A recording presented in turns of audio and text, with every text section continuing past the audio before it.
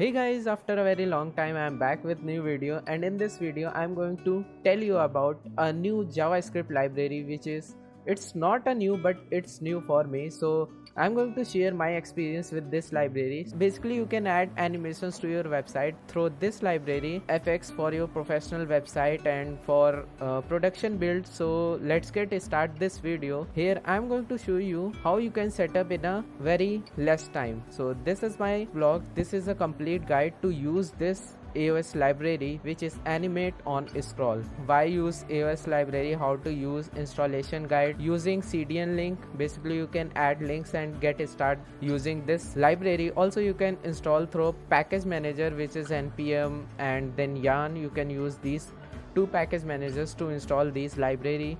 Here is an add animation, so how to add animation then, and the full example also is here. You can see I explained here with best example you can say. So this is the official repo you can see. So here I am using CDN link. Firstly you have to copy this link, style sheet href. So this link you have to copy and I am going to paste to my project. So this is my project, and this here you can see no animations is added right now. So I'm going to add the animations to this website.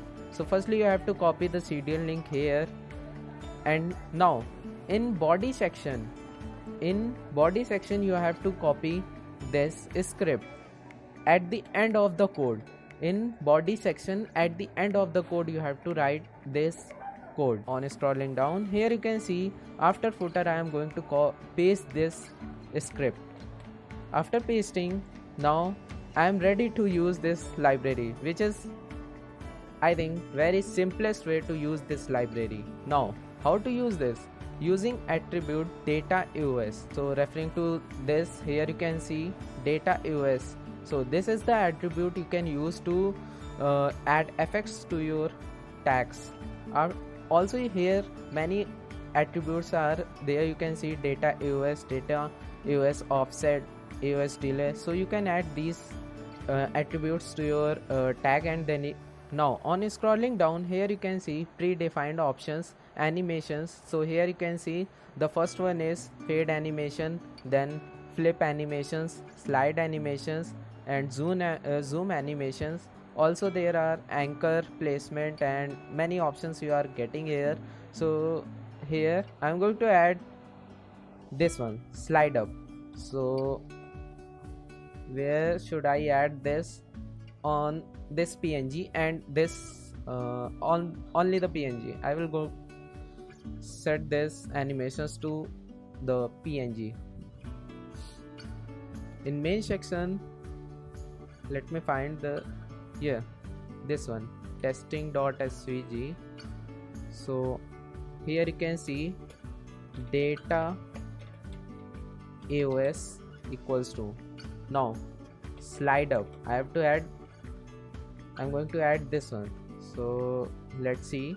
So you can see how it is easy to use this. In just a minute I add this library and we are ready to use this animations. Also guys, this is far better than we write code for the particular animation. So I'm going to copy this code and will paste another one, this, and this time I'm going to add right side. So let's see how it's working.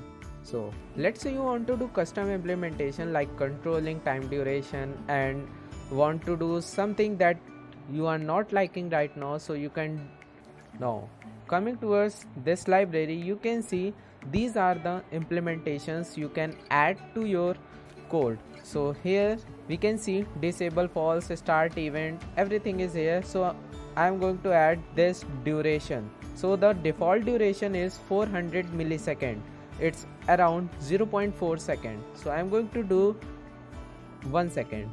Let's see how to do in this function .init. So here you have to add the script firstly. So here guys you have to add curly bracket which indicate object. So now guys write duration because we are going to control the duration here, and I'm going to set here 1000 millisecond second going to indicate 1 second. So the duration of the animation is very slow. Here after giving a 2 second, it's very slow. Also you can do 100 millisecond, it's around very fast. So here guys, you can see these are the custom implementations you can add to your website. So I hope guys you like this video and you enjoyed this video, and if you have not subscribed our channel, please get subscribed and follow me on LinkedIn and Twitter.